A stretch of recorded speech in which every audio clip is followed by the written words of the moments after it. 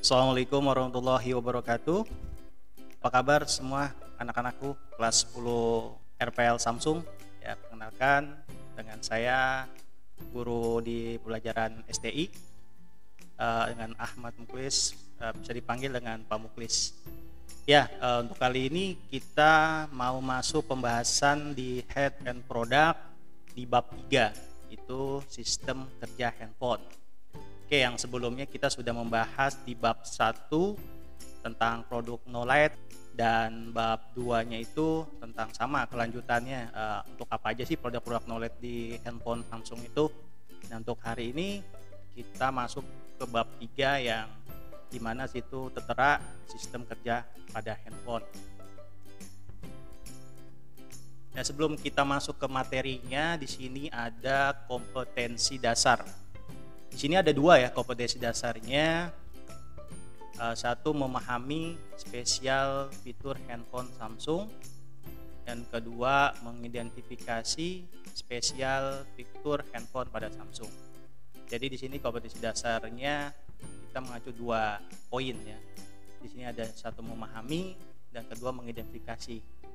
Oke, dan kita setelah sudah masuk kompetensi dasar, kita lanjut di sini memahami spesial fitur handphone Samsung. Oke, jadi sebelum saya masuk ke materi ini, jadi di handphone Samsung itu terkenal dengan yang namanya software Signal Max ya, yang dimana Signal Max itu ya memang punyanya Samsung gitu. Jadi kalian cukup bangga gitu yang masuk ke kelas STI mempelajari software dan hardware-nya di handphone Samsung. Nah, di sini kita masuk ke memahami spesial fitur handphone Samsung, yang dimana Signal Max itu sebuah teknologi yang dibuat oleh Samsung yang berguna untuk memaksimalkan penangkapan sinyal. Nah, selain itu Signal Max dibuat untuk menjaga kestabilan sinyal pada smartphone buatannya agar tidak ada lagi sinyal loss atau putus-putus. Yang ini maksud tuh, jadi kalau kita menggunakan handphone ini yang saya pegang, kebetulan handphone Samsung. Nah, jadi pada saat kita menggunakannya, kalau kalian mau telepon, mau menggunakan jaringan tuh, biasanya kan suka ada sinyal putus-putus tuh. Kalau kita di basement biasanya, atau di tempat ruang-ruangan yang kedap suara, kedap sinyal, nah itu biasanya tuh handphone suka sinyal loss.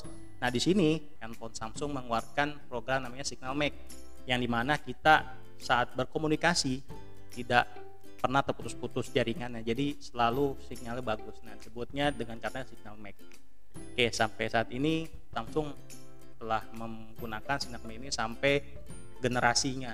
Nah, tapi nanti saya akan jelaskan generasi awal mana yang menggunakan Signal Max. Di sini kita masukkan tadi yang saya bahas di awal, tidak semua perangkat handphone produksi Samsung memiliki teknologi Signal Max. Nah, berikut di antara perangkat handphone yang memiliki teknologi Signal Max, yang diutamanya ya Samsung Galaxy A5, Samsung Galaxy J5, dan Samsung Galaxy A8. Ada tiga yang menguasai program Signal Max. Nah, di sini sebelum saya masuk lagi, saya cuma mau ngasih pengertian doang nih. Yang di kedua ini Samsung Galaxy J5 ya.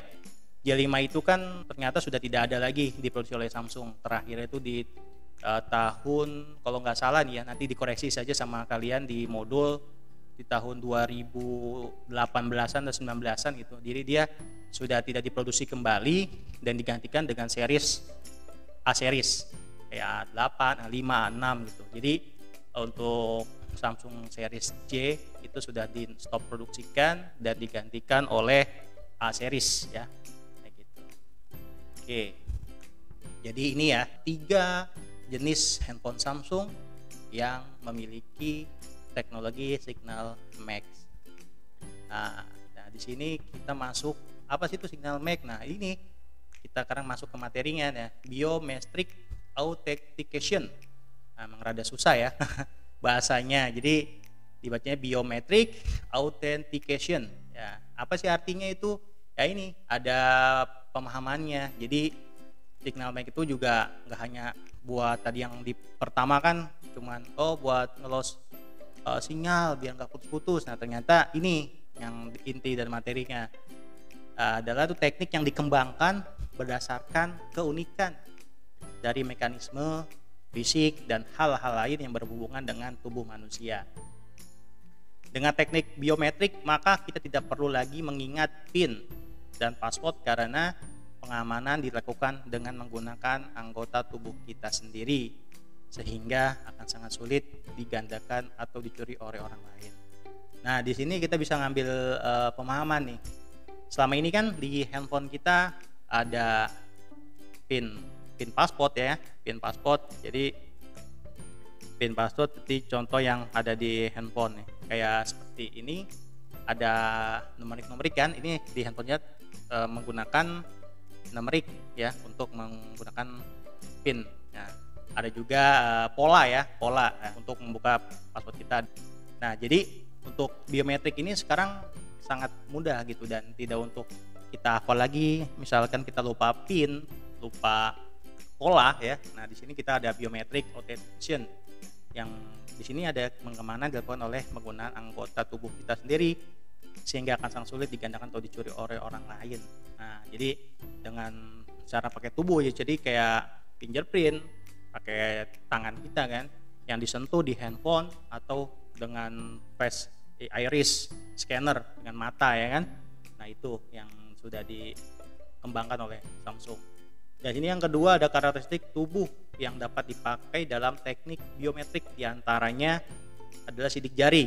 Tadi yang sudah saya sebutkan, bentuk wajah, face ya, dan jaringan iris. Jadi jaringan iris itu mata ya, iris pada retina mata. Jadi telapak tangan, pola suara dan lain-lain. Jadi sekarang kita juga usah tinggal buka pola, buka PIN. Jadi biasanya kita suka lupa ya.